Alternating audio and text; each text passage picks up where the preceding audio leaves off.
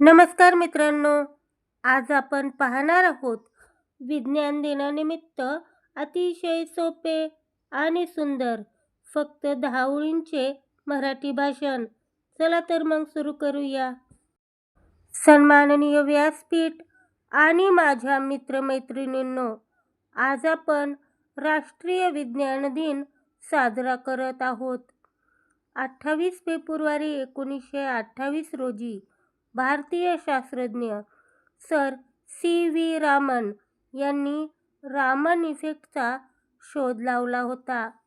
या महान शोधाच्या स्मरणार्थ भारतात दरवर्षी हा दिवस विज्ञान दिन म्हणून साजरा केला जातो. विज्ञानामुळेच आज आपले जीवन सोपे, वेगवान आणि सुरक्षित झाले आहे.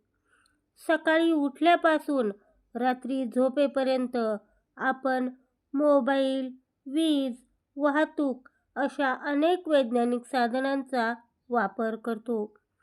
विज्ञानाने आपल्याला अंधश्रद्धा दूर करून तर्कसंगत विचार करायला शिकवले.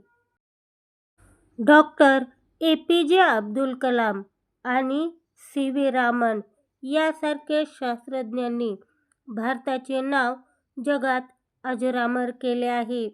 केवळ पुस्तकात विज्ञान वाचण्यापेक्षा ते प्रयोगातून शिकणे जास्त महत्त्वाचे आहे.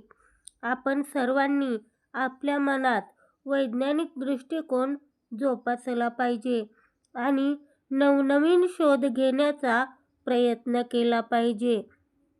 विज्ञानाचा विजय असो, असे म्हणून मी माझे छोटेसे भाषण संपवतो. धन्यवाद. जय हिंद, जय भारत.